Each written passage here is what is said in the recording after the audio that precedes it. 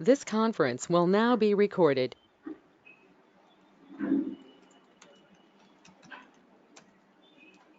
So in our yesterday's session, so we just gone through just an overview of DevOps. That means DevOps definition. So DevOps and what is DevOps and what is the definition of DevOps. Now, so how do you define DevOps? It's a CI/CD automation. That's fine. But what do you mean by CI, or what do you mean by continuous integration, or what do you mean by continuous deployments? Right? So first let's understand, so what is CI or what is continuous integration? So continuous integration is nothing but, so every development will be having your project development phase. That means developers. What developers do? Coding. Right? Now in my project we have number of developers. So we need to get the code from all the developers and then compile the code and unit test and package is what we call continuous integration. That's a very simple and easy definition. So first definition is, so take the code from developers and plus what else we do? Compile it and then unit test and then we go with package. Package, right, is what we call continuous integration. So this has to happen automatically, is what we call continuous integration automation. Okay, clear? And then we go with continuous deployment or delivery. So what does it mean by deployment and delivery? So whenever we have compiled the application or whenever we package an application, so what we do next, we need to, developers need to give that application to the testers. What purpose? For testing purpose. Then what we call that? Deployment. What? Yeah. So we call it deployment. Now, so this deployment also has to happen continuously, that too automation. Right? So then we call it continuous deployment. So for these two reasons, I need your what we need? We need DevOps automation. Simply to automate these two things, we need DevOps automation. For CI/CD automation is what we call DevOps automation, nothing else. It's a very simple definition. But as of now, so many companies these days still they are doing these integrations and deployments manually. So we like to automate these two. But how do we automate it? Then we have DevOps. Are we clear? Fine. So of course that's fine. That is how we understand DevOps. But how do you start automate that? So we need to implement it, right? We need to design it. How are we going to design it? Then we talk about tools. I want to design this kind of CI/CD automation or DevOps automation. So how to do that? Then we talk about our tools. Now the tool what we use is, the basic tool is Jenkins. So Jenkins works like a platform to automate or to implement your DevOps automation. Jenkins works like a platform for this. Are we clear? So just say that's my Jenkins. Now on this Jenkins, so this is our DevOps automation platform. That's Jenkins. So here we're going to design your CI/CD automation, or you can say DevOps automation. Now, so that means compile and then unit test and then also proceed with package, and later we proceed with deployments. Okay, now so we need to compile it, right? We just, Jenkins wants to compile it. So here Jenkins is a platform on which we design your DevOps automation. Now Jenkins will perform this kind of CI/CD activities. Okay, now how it is going to perform it? First it has to get the source code from the developers. So again, look at back your definition of your DevOps in continuous integration. Take the code from all the developers. So we need to get the code first. But developers, we have some developers here. We have the developers. Now developers, they have the code, but usually whenever they have the code, they save the code onto the, what is that, repository. That is what we call a repository. What is a repository then? Repository is nothing but a kind of a common folder in which developers maintain project source code. Why? We call it repository.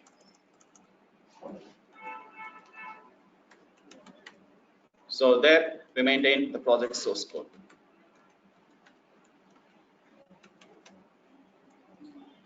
Project source code. Okay.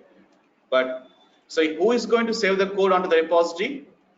Developers save that, because developers have the code. For example, you're a developer, I'm also a developer. You have some project source code with you, I'm also have some code with me. But what we do, we save our entire project source code onto a repository, so that our project source code will be available on that repository. Okay, fine. So that means Jenkins will get the code from where?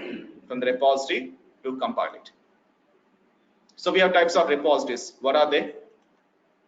SVN, we have Git, also we have GitHub.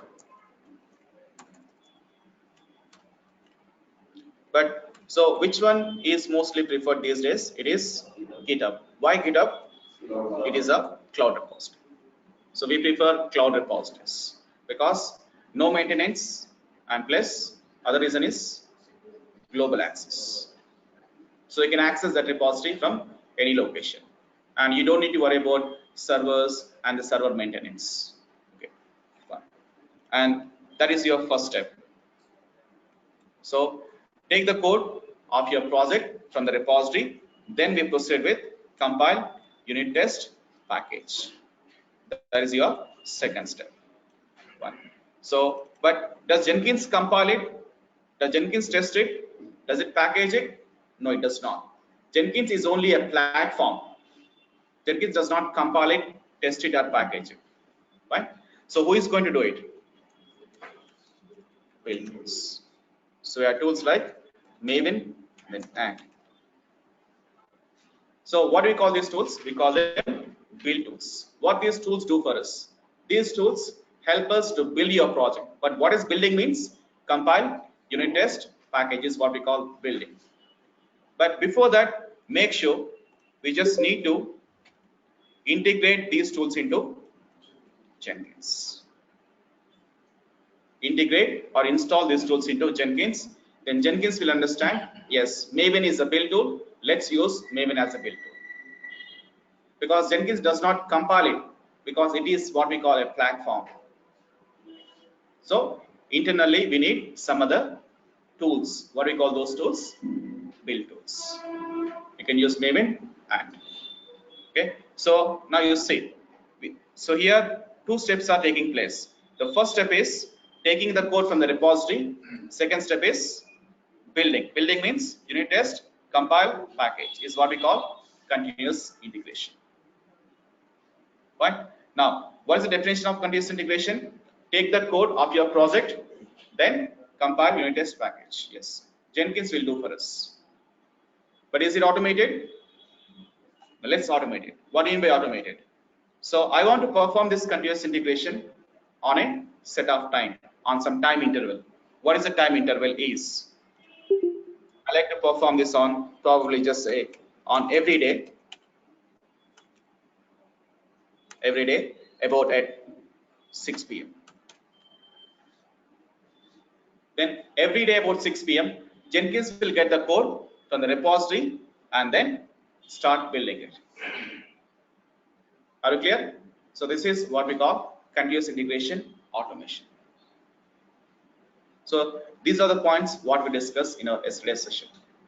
And so for the students, those who missed yesterday's session, so don't worry, I have a recorded session. But anyway, this is what we discussed. But you can refer the video again. So I'll just share the videos today. So now you can refer the video.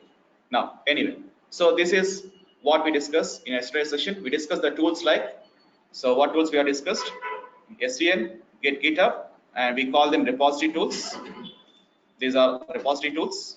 And then the build tools are Maven and also Jenkins as your CI/CD platform or DevOps platform. Okay, fine. So now you see, if you look at the tools again, So for repository purpose, we have multiple tools. And for build purpose, we have multiple tools. But how about for CI/CD purpose? Do we have only one tool? No. There are many other tools. Like Jenkins. Who are the competitors for Jenkins? Yes, there are many more competitors. Who are they? Let's understand it. So we have competitors for Jenkins, of course. But they are just like leading the market only minor part. But 80+% of the market for CI/CD purpose is leading by Jenkins.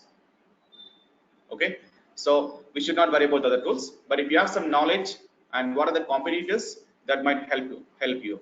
Fine. Now let's talk about Jenkins competitors. Or like Jenkins, are there any other tools? Yes, we have. Who are they? We have TeamCD. Okay, and also we have a tool called VSTS. We call it Visual Studio Team Services, and the name itself says it is from Microsoft because it is Visual Studio Team Services. Okay, now so it does not mean that since it is from Microsoft, I can use only for .NET projects. No, it does not mean it. You can use for any type of projects. Okay, fine. And we have tools like GitLab. We also have to say that is GitLab. It's not GitHub. It is GitLab. Okay. Now then we have Bamboo. So there are many other tools. So these are some of the popular tools which we know. But Jenkins is a leader in the market. Jenkins is leading the market. So he is leading almost 80% of the market. So the other 20% is shared by these other tools. Okay. Now, so why I'm giving you this knowledge is, so there are some interviewers. Okay, they might ask you questions on. Okay, you have been working with Jenkins. Okay, can you tell me what is VSTS? So first of all, if you don't know VSTS, what is that? Then how can you explain it? So it is always better in DevOps. If you want to answer those kind of questions, we should know, or we should have knowledge on other tools of the competitors also. So you might be having knowledge on the tool or not, that's all different. Okay, so but we should have, so at least the basic idea, who are the competitors. Okay, fine. Then so we have a question, are they open source tools? Yes. Now it's a good question. So are these tools are open source? Not all of them. So Jenkins is open source, and then we have repositories open source, but limited. For example, if you take GitHub, is it open source? They have both. They are open source. They also have licensed versions. Okay, fine. And then Maven and are they open source? Yes, they are. Jenkins open source? Yes, that is open source. And then VSTS, is it open source? No, it's not, because it is from Microsoft, of course. It's not open source. But why GitHub is not also open source? Because it is also from Microsoft. Okay, so TeamCD is not open source again. TeamCD is not open source. So that might be one reason why companies prefer Jenkins as a major tool. It's an open source. Right? So this is the reason why we chose Jenkins. It's free, and moreover, that's one reason. And other reasons are the number of plugins Jenkins supports, like you see. So we need to integrate all these tools, right? For example, Jenkins integrate the build tools, and repository tools also integrate them into Jenkins. Every tool you like to use within Jenkins has to be integrated within Jenkins. And how to integrate them? Plugins. So there is a concept called plugin concept. Okay. So what is a plugin then? An external tool which you want to integrate within Jenkins is what we call a plugin. Okay, clear? So, and like this, Jenkins supports about 2000 plus plugins. So no other CI/CD tools supports those many number of plugins. Okay, so that's why we prefer Jenkins as our major CI/CD tool. And moreover, Jenkins has been there in the market more than 10 years. but they used to be called with a different name. They used to be called with name called Hudson. So they used to be called as Hudson. So still many even these days they call Hudson. You can see somewhere in if you open your job portals, you can see there as Hudson. So don't get confused. Hudson is nothing but again Jenkins, but the name has been changed about like 4 or 5 years ago. The name was changed. Okay, you can call it Hudson Jenkins. You can call it Hudson. You can call it Jenkins. All are same. Okay, fine. So that is how you go with continuous integration. That means if you want to perform continuous integration, we should have knowledge on repositories, build tools, of course our major tool which is Jenkins. We should have good knowledge on Jenkins. And then, so what tools you need to concentrate. See, I'm going to concentrate on every tool. That's correct. But so in real time, what tools we're going to work on majorly? GitHub, Maven, Jenkins. These are your major tools. GitHub, Maven, and then Jenkins. Okay. But when you go to interview, you can expect question on every tool. Fine. So see, there are some particular set of questions. For example, I'm attending an interview, and in my resume, I have mentioned all these tools, all these repository tools, SVN, Git, and GitHub. Then your first question will be, can you explain difference between SVN and Git? That's a very basic question and very frequently asked question. And then if you mention that Maven and, of course, the question will be Maven versus and. And so do we need to mention all these tools? That's one more question in your resumes. Yes, you must. Because of the competition in the market. So if you want your resume to get shortlisted, you must go with all these tools. But real time, we don't work on all these tools. Trust me. In real time, you will be working mostly on 5 tools maximum. See, we never work on like all the tools in DevOps. We never do it. Yeah. So there are some major tools we must concentrate more. But if you want to clear interview, you must have knowledge on all the tools. But once you enter into projects, that's all different. But like I said yesterday, so in DevOps, so clearing or cracking an interview is tougher than working in real time. Sometimes your interviews length will be 1 to 1.5 hours also. You should be prepared for that, because so DevOps is kind of a vast subject. You can expect questions from anywhere. Okay, so just be prepared. And one more thing, in DevOps also we have AWS. But AWS will be having about 10 to 15 minutes questions, and rest of the time will be on DevOps. So your interview length will be like about, just say, approximately 45 to 50 minutes. Usually, any interview will be like minimum 40 to 50 minutes. Any DevOps interview. But in that time span, we can expect about 10 to 12 minutes on AWS questions, and rest of the time will be on DevOps. Okay. So because our major concentration is DevOps, but definitely you'll be having questions on AWS. That's 100% sure. Okay. Don't neglect AWS. That's really mandatory skill for us these days. Okay, fine. Anyway, so let's start with continuous integration is done, and that's regarding our last session. And these points we have not discussed yesterday.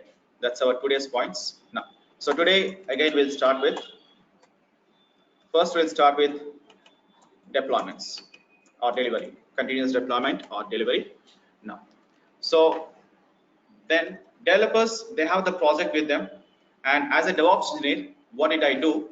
I just took the code from the repository and then I started building it. Okay, now we have a package ready, application ready. Now developers' responsibility is done. Even DevOps engineers, as a DevOps engineer, continuous integration responsibility is done from my side. And what would I do next? I would like to go with deploy. To where? On your test environments. Let's say we have your test environments. These are my test environments or test servers. Let's do a deployment. So I'm going to deploy onto these 3 servers. These are my test environments. Okay.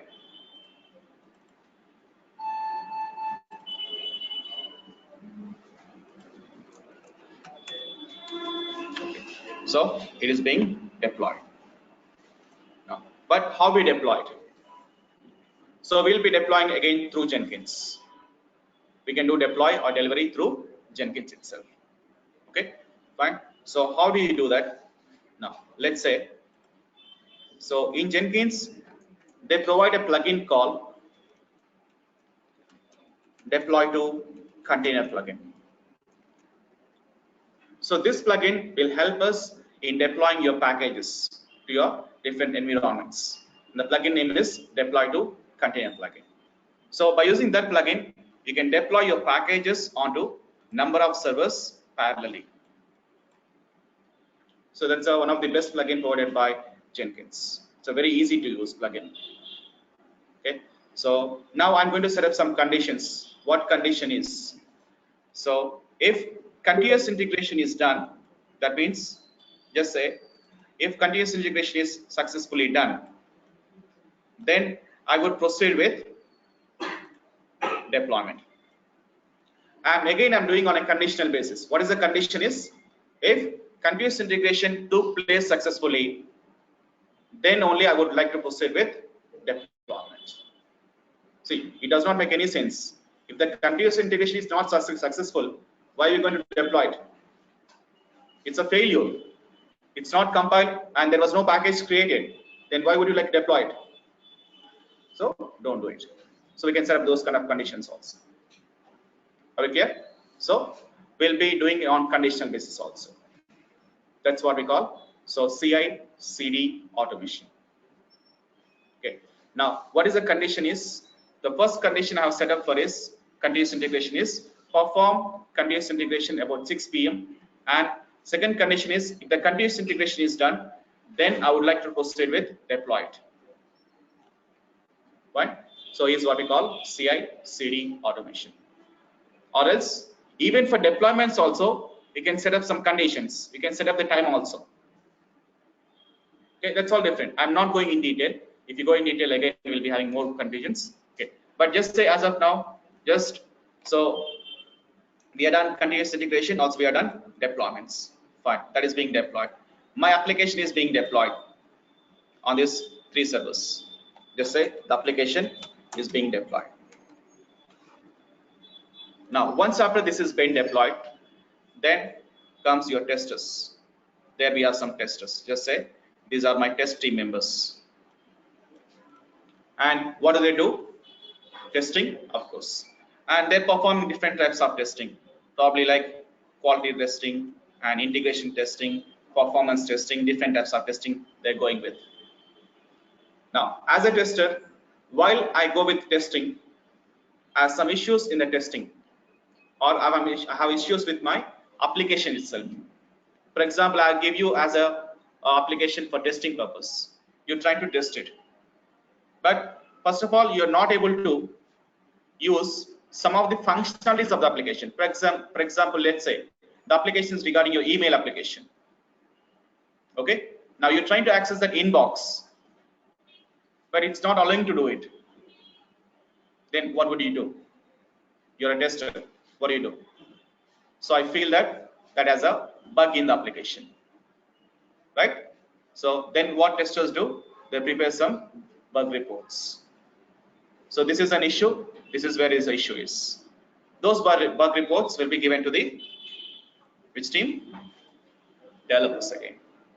So the developers will look into the issues. Okay, where is the bug? Here is the bug. Right? Here is the bug, and then so try to fix the bug. But as soon as the issue has been given to the developers, then developers feel that there is no bug in the application. So you are a tester, I'm a developer. You have the bug and you gave me some bug reports saying that this is where is the issue, inbox is the issue. Then I look at that issue, but I don't feel that an issue. It's not an issue for me. I'm able to access that inbox application smoothly.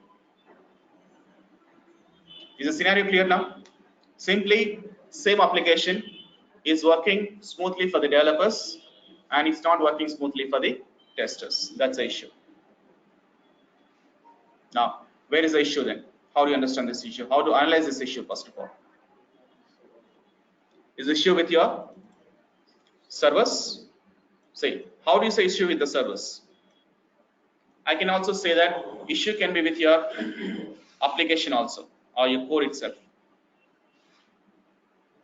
right? Issue can be with your deployments also. Then how do you know that only issue with your servers or server configurations? How do you know that? How do you analyze this?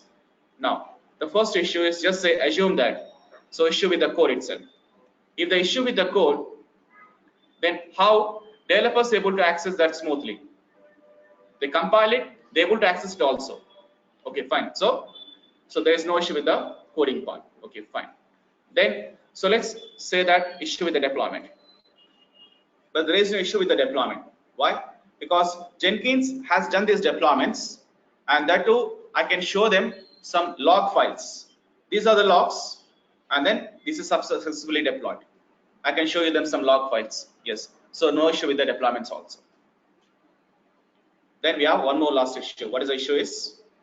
Yeah, server issues or server environmental issues, or we call it server configuration issues. What does it mean? So very simple. Something is working smoothly for the developers on development servers. It's not working smoothly on your servers. But there is no issue with the application. Where can be issues with? Where can be conflicts with? Your server conflicts. Now, what do you mean by server conflicts? Now, if you have this kind of issue, then I'm going to ask developers, okay, fine. You design that application on what kind of version of JDK? So just assume that that's your Java version, Java application. If that is your Java application, I'm going to ask developers, okay, you design this application, that's fine. But what version of the Java? Developer says that that is the version they are used. On that JDK version, that application was designed by the developers. That's a Java application. Okay, fine. But so on these three servers, so when I check the configurations, then I have only version something like 1.7 point something like this. Okay, are we clear? So see, your test environments have the version which is JDK 1.7.9, and whereas on your developer servers, they have the version of 1.9.8. So that application was designed on latest versions of Java, but on your test environments you're using outdated versions. Now, what's the solution for this? Or else, can we call it as environmental issues? Yes. Can we call it as environmental issues, or else you can call it also configuration issues? Are you clear? We call it configuration issues or environmental issues also. Now, what's the solution for this? How do you fix this conflicts? So just look at your developers. So your application is best supported for which version of JDK? 1.9.8. But which version you have? 7.9. Now, what's the solution for this? Upgrade? Yes. Fine. I'm going to upgrade to required version. But how do you know what's the required version? How do you know what's the required version? We ask developers, of course. They know the application on which version that was designed on. Okay. And developer says, so make sure you have this version of the JDK is updated or installed, or you can say configured. Okay, fine. So now we know the issue. That's fine. Now we can resolve the issue by upgrading our JDK. Okay, so far so good. But here comes again, how are you going to upgrade it? Or else simply, how are you going to configure that JDK version? Now, are you going to do it manually? So we have 3 servers, right? How many servers we have got? 3 servers. Now, are you going to upgrade that JDK on these 3 servers manually? Log into server 1, upgrade JDK. Log into server 2, upgrade JDK. So on server 3. Are you going to do it manually? So definitely not. So if you have 3 servers, okay, fine, you can do it manually. But what if you have number of servers? I have too many number of servers. I have 10, 20, 30 servers. Are you going to upgrade JDK manually? No. How are you going to do it? Automation. Now, here we talk about configuration management automation. What is configuration management means? Managing your server configurations, or else you can say, so environmental issues configurations. Okay, configuring is nothing but upgradation, installation, uninstallations, so on, is what we call configuration. I want to manage configurations. That means I want to manage them means I want to upgrade them, install them, or else uninstall them, is what we call managing configurations. But of course, we do it automation. Now, so what are the automation tools we have in DevOps by using which we can automate our configurations of the servers? So here we talk about our configuration management tools.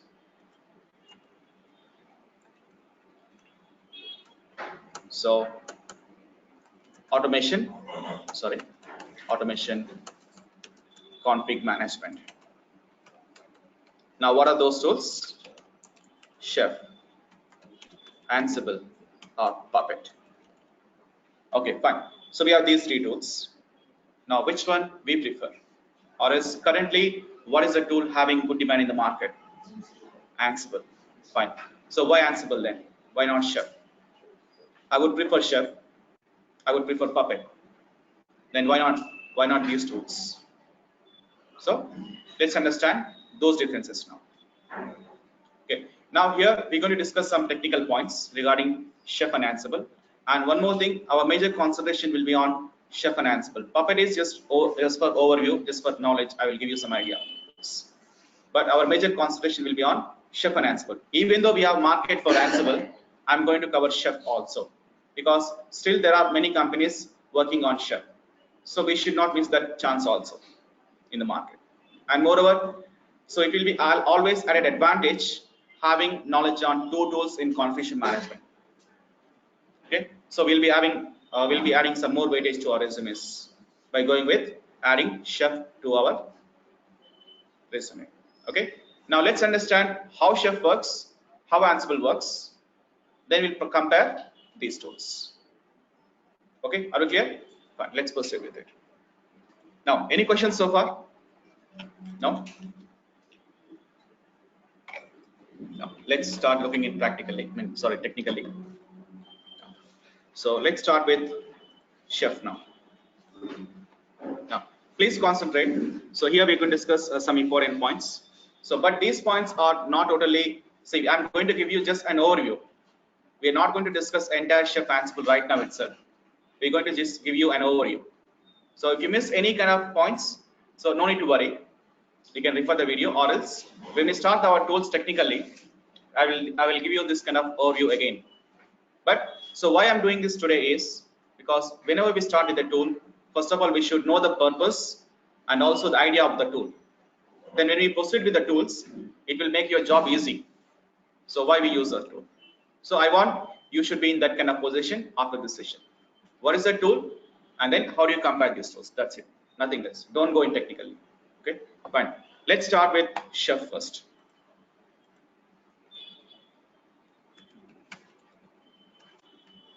Fine. So what is Chef? How Chef works? That's our concentration now. So look at back your picture again. Now what is the requirement? What was the requirement? Upgrade JDK on this 3 servers. Now fine, let's do it. So we have these 3 servers.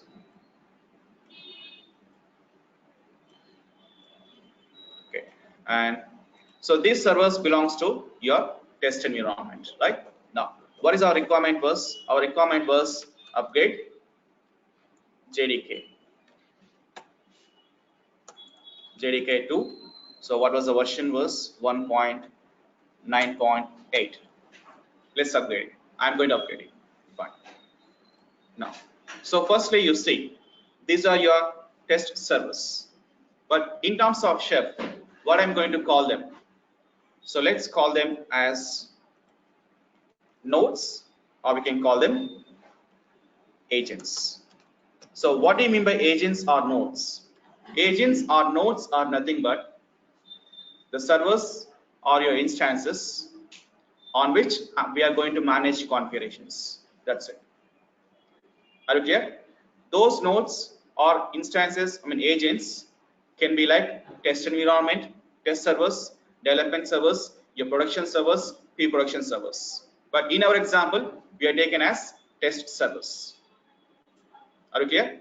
And in terms of chef, what I'm going to call them, in my understanding, I'm going to call them as agents, chef agents or chef nodes.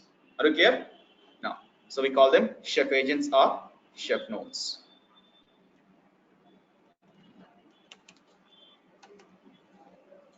Now, that is a one term we should understand first. Okay. So then, same as our agents, now I'm going to set up one more server here, and let's call that server as my chef server. Okay, chef server. Now, how this will be called as chef server? See, what do you mean by server actually? Like something like an instance, something like a machine. Fine. Now, how can I convert that as a chef server? We need to install chef server package or chef server software on that first. So what is that? Chef server package, or you can say software. Once that chef server package is installed, then that server will be called as chef server. Then same as your nodes, right? We have these nodes or agents. On these nodes agents, we call them chef agents. But what do you install them on initially? There we install chef. What is the package name is? Chef client is a package name. So package is nothing but a software. Okay, fine. In terms of Linux terminology, we call them packages. In our usual terminology, our Windows terminology, we call them softwares. Okay, fine. So now you see, is the point here? So make sure you just understand the basic things. Now, so first we have these three agents or three nodes on which I'm going to install chef client first. Once you install that chef client on those three agents, then they'll be called as chef agents or chef clients. Fine. Then on this server, what is the package we install? Chef server package.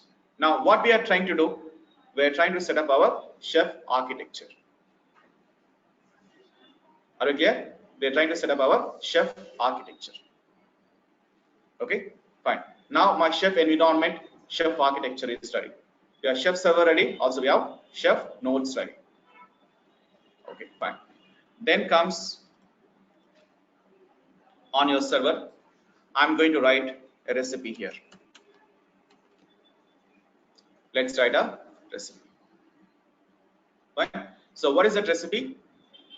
Now, so the recipe contains your configurations which you want to maintain on your nodes. So you want to manage some configurations on the nodes. So what is that configuration is?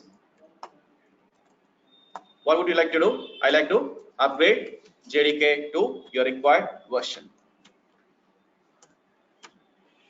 Now, where do you write that? We write that in terms of a recipe. But what is a recipe then? Recipe is nothing but a script. Okay, it's a small piece of script and which contains our list of configurations which we want to manage them on the nodes. But this script is written in what format?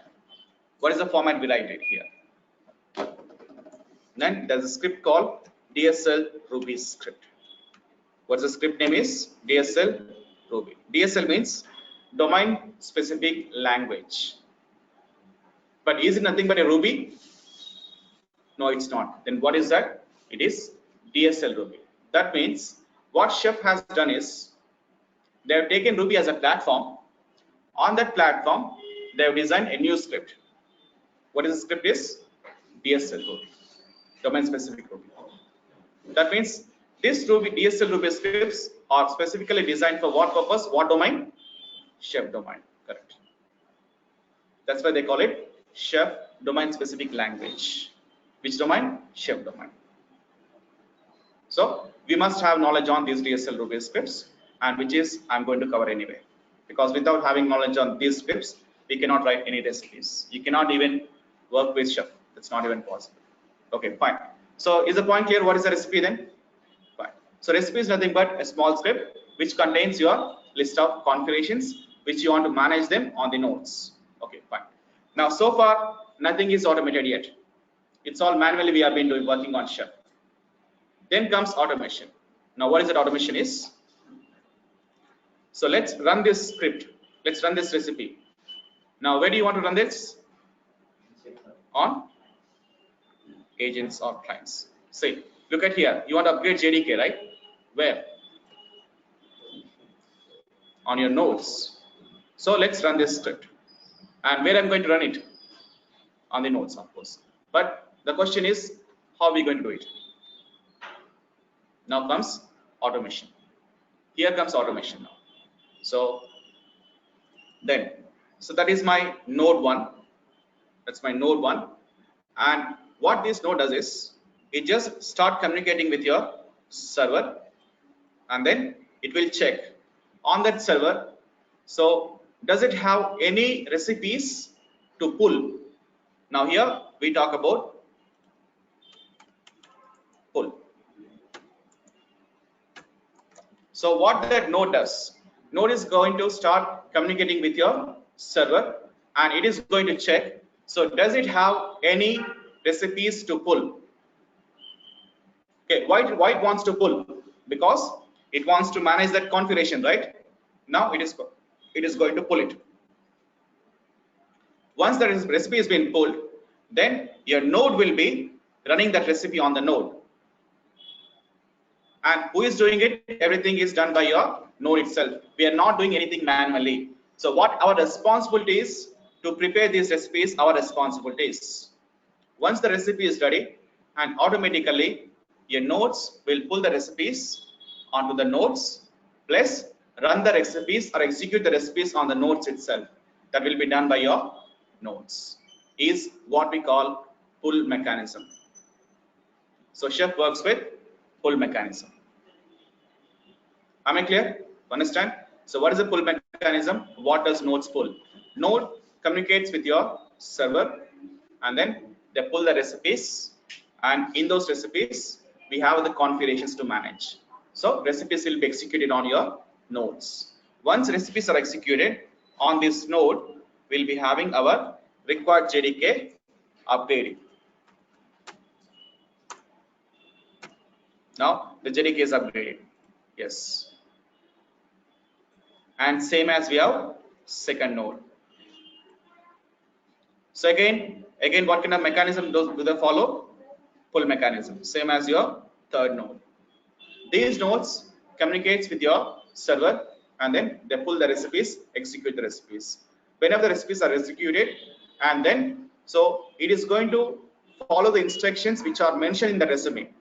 In the recipe. Now what is the recipe is? What we have condition is upgrade JDK. Fine. Then your nodes will follow the instructions which we have in recipes. Now in the recipe we have an instruction. What is the instruction is? Upgrade JDK. Then JDK will be upgraded on this other two nodes also. Am I clear? Fine. This is what we call a pull mechanism. Now, but the question comes here is, your nodes are pulling it, right? Nodes are pulling it. But how node knows it has to pull it, or how node knows it has to pull that recipe, and also it has to execute the recipe, and also node has to understand that DSL Ruby script. Is it clear? Fine. Who is going to do this kind of activities? We have chef client. So that is reason initially I have set up that I've installed chef client on it. What chef client package does?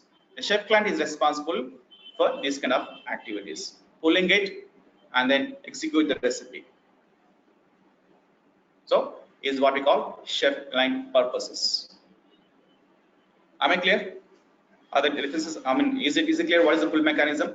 What chef client does? Okay. Chef client is one of the main component in our chef architecture. Okay, fine. So let's take another example. Now, the example is we have node 1 and I have set up kind of a automation setup time. I have set up some kind of automation time on my node saying that the pull has to take place for every 1 hour. We don't set up for 1 hour, of course, but I'm just giving an example. So probably we set up conditions like probably for once in a week or twice in a week. Okay. Now just say my time is I have set up for 1 hour. Every 1 hour, your node communicates with your server, start pulling it. Now, since my time is 1 hour automation time, let's say the first time it has been pulled was at 9 a.m. At 9 a.m., the recipe was pulled by that node 1. Also, it has upgraded JDK. Fine, done. And when is the next time it will be pulling that same recipe again? At what time? Again at 10 a.m. Why 10 a.m.? Because we have set up the automation time as every 1 hour. That's your time interval. Okay. So perform pull operation every 1 hour. Okay. Again at 10 a.m. So the same recipe will be pulled and is going to upgrade JDK. But JDK was already upgraded, right? It was already upgraded at what time? 9 a.m. Then is it going to upgrade that JDK again?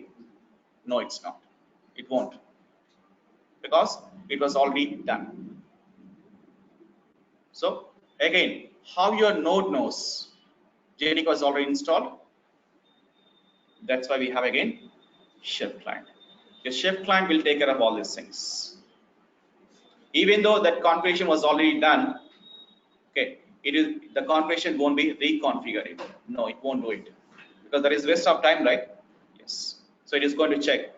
So was it already upgraded? Was it already installed? Yes, it was. So skip it. And also it gives us a message. It's up to date. It gives us a message. Yeah. So this is what we call automation pull mechanism. So chef works with automation pull mechanism. Clear? Fine. So no.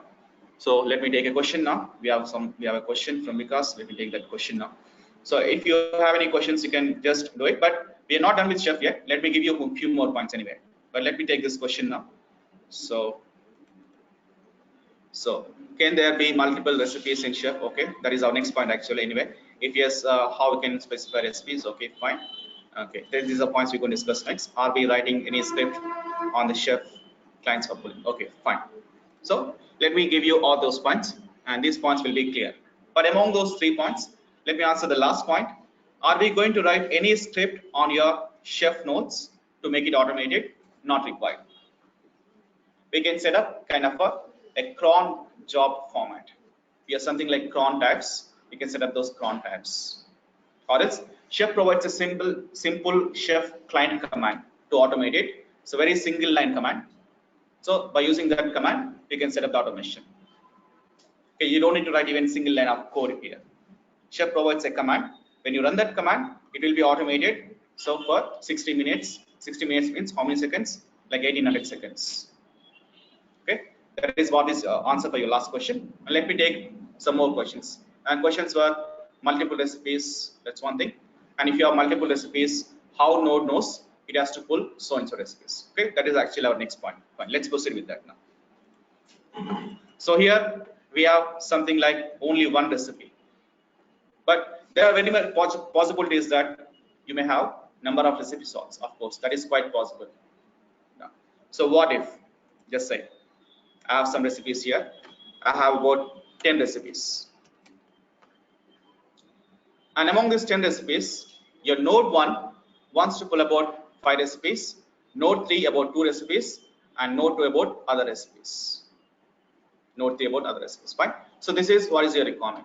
Now in this case, how do you create these recipes? Now, then I will proceed with creating cookbooks. So what is a cookbook? Like, see, just in general terminology. For example, just say I'm a chef or you are a chef. And what do? Cook. You prepare recipes, right? If you don't know the recipe, what do? What do you refer? You refer cookbook. In the cookbook, what do you see? Recipes? No. The same kind of logic. Fine. So what cookbook contains? Recipes. Right? Cookbook contains recipes. Fine. So now, can we have multiple cookbooks?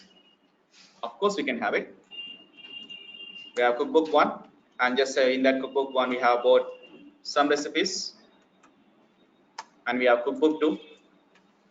We have about 10 recipes, and we have cookbook 3, so on. So we can have multiple recipes and multiple cookbooks also.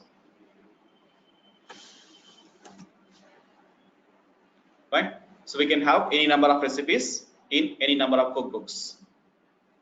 Okay. Now, then let's take a small requirement.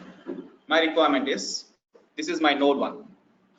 That's my node 1, and this node wants to pull about 5 recipes from cookbook 1 and plus about 3 recipes from cookbook 2, and then about 2 recipes from cookbook 3. Fine. Sorry, this is again same node. Sorry, this is again same node. Here, node 1 wants to pull about so many number of recipes from different cookbooks. Then how we decide it? Then, or else your requirement might be changes. Then again we have node 2. Yes, node 2 is having different requirements. You see that? Different cookbooks, different requirements. Yes. Then how we decide what cookbook, what recipe on what node? How we decide it? Then here we talk about a concept called run list concept. So we have a concept called run list.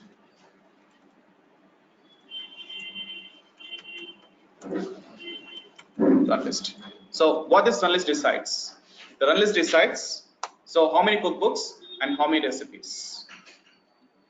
Yeah. So you just mention here cookbook 1, and from cookbook 1, so I like to pull about. So what recipes? Just about 3 recipes. Just say. Fine. And then cookbook 2. Cookbook 2. Then go with about 5 recipes. So like this, you can mention all these things in your run list. So based upon the run list, your recipes and cookbooks will be pulling by the nodes. So this is how, and to prepare the recipes, to prepare cookbooks, and to prepare your run list is all our responsibility. And also setting up this kind of architecture is also our responsibility. Am I clear? So this is how your chef architecture works. Now, from this we must remember some major points. What are they? The first thing is, what is a recipe? And recipe contains your list of instructions which you want to perform, which you want to execute them on the nodes. And what is a cookbook then? Collection of recipes. And what's a run list? Yeah, run list decides. So what cookbook has to be pulled from what? So what recipe has to be pulled from what cookbook on what node? And then and what is the package we install on the clients? What is the package name? Chef client package. And on the server, the package name is chef server package. This is what is your chef architecture. Now, so setting up this kind of architecture is again our responsibility. See, no admins and no other persons will help us in setting up this kind of architecture. Because if you want to set up this kind of chef server, chef nodes, then we are the right persons to do it. Now, in every tool, Docker, Ansible, Chef, Jenkins, setting up all these tools again is our responsibility. We must install it, we must set up that. Clear? So that is all our responsibility. So we must have knowledge from scratch. Now I can also give you some scenarios here. So some of the students, they gone for interviews and they were given a system and asked to set up chef architecture. and they were asked to set up Jenkins. But you can expect this kind of scenario basis in interviews, but very rarely, very rare. So that's you are lucky, because if you give this kind of scenario, if you're given a system to do this, then you are the luckiest person, because we're going to practice everything in practical way. So, and also I want everyone to do it from your side also. Okay, we'll be practicing Chef servers, we'll be practicing this Chef nodes and Docker servers, and also Ansible servers, everything. But we'll be maintaining these servers on both. That means on cloud environments, which is AWS, also local environments also. We're going to practice them on both kind of environments, so that you'll be having knowledge on both. Because we never know that once you enter into the organization, your company might be working on cloud servers, AWS, and they might be working on local servers also. Right? So we'll be practicing on both. Don't worry. Okay. And you can expect that kind of question also in interviews. Very, very frequently asked question. About 80 to 90% of the chances that this question may get asked. Can you explain your DevOps architecture, or can you explain about your DevOps tools and where they have been set up on? So have they been set up on local servers or cloud servers? Yes. So we must explain them also. And also they'll ask you some steps how to do it. Fine. So these are some of the frequently asked questions. And one more thing. So please make a habit. When I say that's an important question and frequently asked question, you can make a note of it. So if you cannot, you can remember it. That's not a problem for me. But make sure every question I say, that's a very important question, because this is all the questions which I collected from last my 3 years. Okay, from experience. So if you can make a note of this question, that is my guarantee that you can expect questions. 80% of the questions will be repeated in your interviews. That is my guarantee. Okay, fine. So because ultimately our goal is to crack a DevOps interview. That's our goal is. You must clear an interview even face to face. And I like to give you one more clue here. Once after you finish your course, and if you like to attend interviews in the future, and if there are any walk-ins, don't hesitate. Go and attend interviews for walk-ins, especially walk-ins, because walk-ins, there are very good chances that you may get placed very easily. Very easily. I can give you a recent example. About last month, 2 months ago, a person attended an interview in Apple Hyderabad. Okay, so his number was 52. He was the last person actually for the day, and he had no hopes. But so he was offered on the same day, and evening by 5 p.m. he got offered. He was offered later. He was so those walk-ins. If you have this kind of walk-ins, go and attend the walk-ins. Right? So, and he was offered very good package. Trust me, his total experience was 4 years, and this is first IT job, and 11 lakhs. So, like, it's kind of a dream job for everyone, right? I feel. Just imagine after 2 years, your position will be 6 years lead, probably on site, right? So that's why don't miss this kind of opportunities. Walk-ins always don't miss in a single chance, right? Always go with walk-ins. So even if you don't prepare for it, trust me, go and attend it, because I can give you a number of examples. I mean, people attending interviews without having knowledge on DevOps, very basic knowledge. But here, once you finish your course, you will be in a position even to command DevOps. Okay, so that's why. So don't hesitate it. Right? So I'll give you more questions as we go on in the interviews. I mean, in our sessions, how to prepare for interviews and what question we can expect. That's all our part of the course. I'll give you the tips and clues. Okay, fine. Anyway, so now let me just go through. Take the same requirement now. What is my requirement is upgrade JDK. We have seen how to do it through Chef, but how do we do it using Ansible? Take the same requirement and then let's see how we do it using Ansible. Right? Let's try it. Now, so again, same 3 instances, 3 servers, which belongs to your test. Okay, so this is our Ansible. And then, so what do you call them? Nodes, or you call them agents. We call them Ansible agents or Ansible nodes.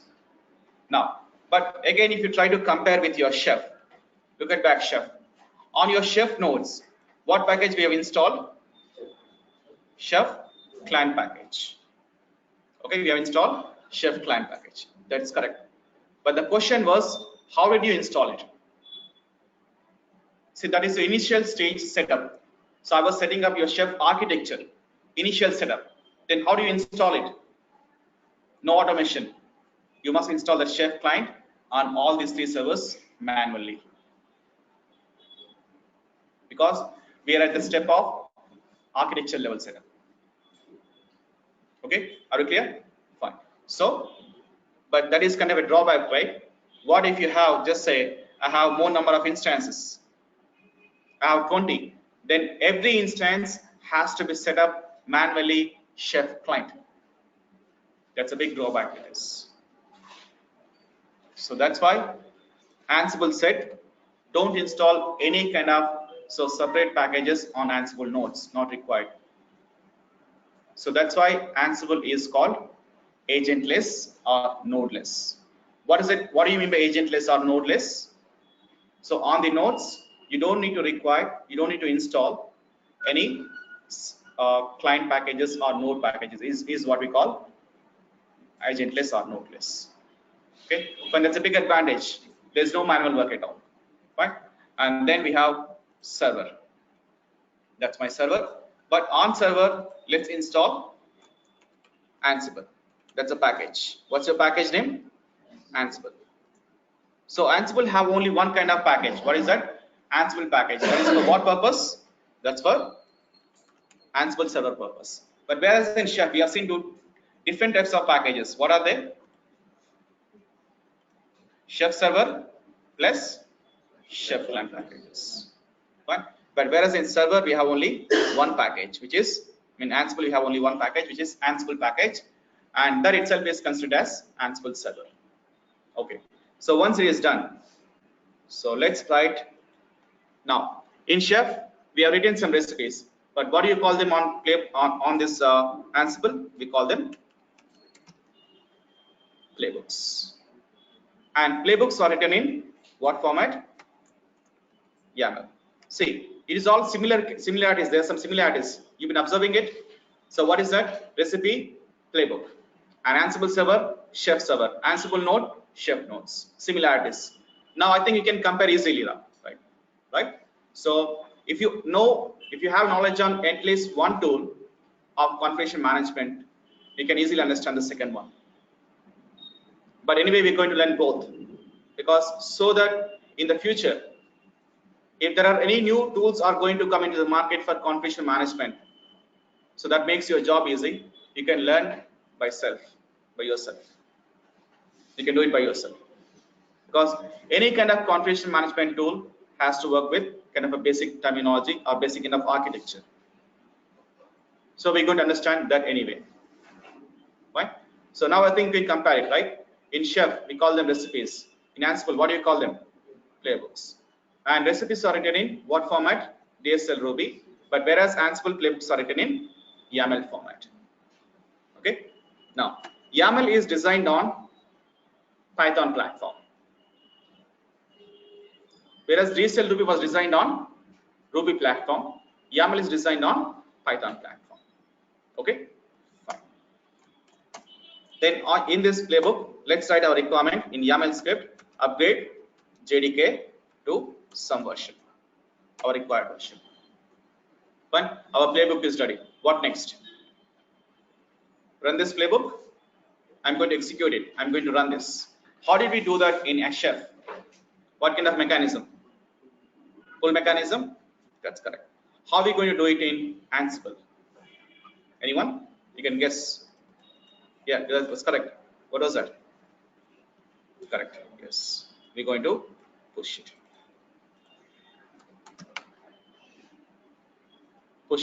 So we're going to push it from server to the nodes. Is what we call push mechanism. Okay, here. And once it has been pushed, your playbook will be executed on your where? On the nodes. Then JDK will be updated. Okay. But again, the question is, on these nodes, we have not installed any JDK. We have not installed any YAML pack, any Ansible client packages. If you don't install any client packages on Ansible nodes, then how Ansible nodes understand that YAML script? Now in Chef, what we have done, we have installed Chef client. The Chef client will take care of all these things. But here, there is no Ansible client packages. Then how node understands that YAML script? Now, so just now I have explained. YAML is designed on what platform? Python platform. So these nodes must have Python installed. So that is a pre-requirement. The node must have what installed? Python installed. Every node has to have Python installed. But you don't need to worry about installing it also, because most of the operating systems Python comes installed by default. So you don't need to worry about that also. So Python is the default packages in most of the OSs, like Red Hat, Linux, Red Hat Linux, CentOS Linux, Ubuntu Linux. All these ones, Python is a default package. So we don't need to worry about that installing Python also. Okay, clear? So push mechanism, very, very easy mechanism. Okay. And we write playbooks on Ansible server, then we push it to the nodes. That's it. Okay. Now, but you might be having a question. The question is, so here we are sending a push request to the Ansible node. We are sending a push request. That's correct. But how your node is going to authenticate that request? Say, for example, I am copying some files to some server. The server has to give you some authentication, right? Fine. Then how that works? So now in this case, we set up the mechanism called SSH. Now don't worry about this. So this is kind of a technical things. I'll explain that with the time of Linux sessions. I'll explain what is the SSH and what is SSH mechanism. We'll talk about that. There's something called SSH mechanism, copying the keys. So once it is done, then we can push your playbooks onto the nodes easily. Okay, fine. So now again, let me take this question again. So the question is from Vikas, run list is coming integrated. Okay, I did not see a question actually. Integrated run list. Sorry, Vikas.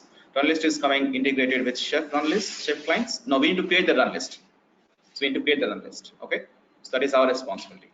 Okay, and also we have a question from Vikas. And are we writing any script for pushing in Ansible servers?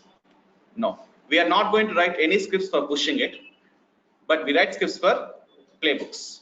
But we don't write scripts for pushing it. Ansible provides some push commands. So by using those push commands, you can push your playbooks. Okay, we don't need to write any script for this. Okay, but Ansible provides a command called Ansible-playbook and the playbook name. That's a command by using which you can push your playbooks. Okay, fine. So can we have multiple playbooks? Yes. What do you call them? Roles. So what is a role then? Collection of playbooks. Collection of playbooks. Okay, yeah.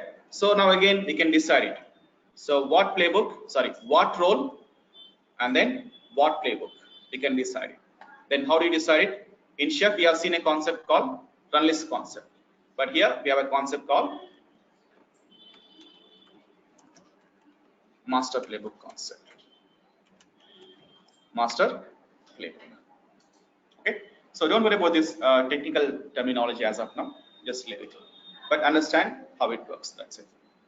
So now tell me, what are the advantages you see so far of Ansible over Chef? Sorry, client server. No client packages need to be installed. Fine. So look at back your Chef again. On Chef, every node has to have Chef client installed. But whereas in Ansible, you don't need to install even a single package. That's how you compare your Chef versus Ansible. So Chef is okay. It follows pull mechanism, whereas Ansible is push mechanism. And the other difference is, the major difference is, so on Chef client we install a package called Chef client package, but whereas in Ansible it is agentless. Agentless, so it does not mean by we don't have agents. We have agents, but we don't install packages. We don't need to install any special packages for this purpose. Okay, and moreover, Ansible is architecture is easy architecture, and also easy setup. But whereas if you go with Chef, right? So you think this kind of architecture is easy?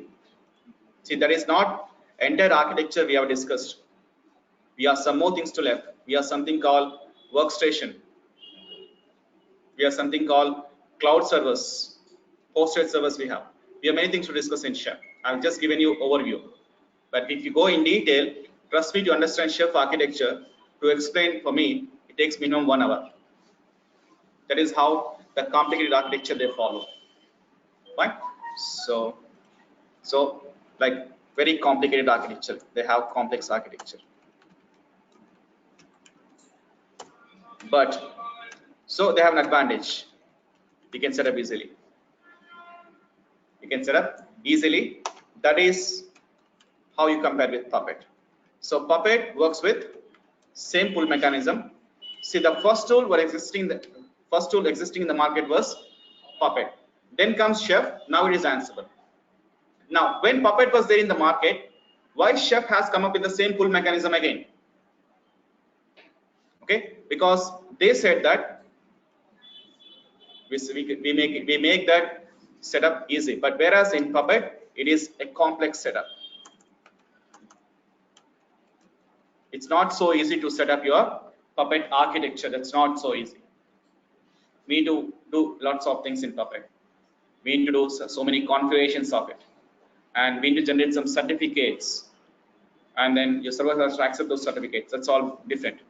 Okay. Then Ansible said, okay, we already have Puppet and Chef in the market with same pull mechanism. Okay, we'll try with something different, which is push.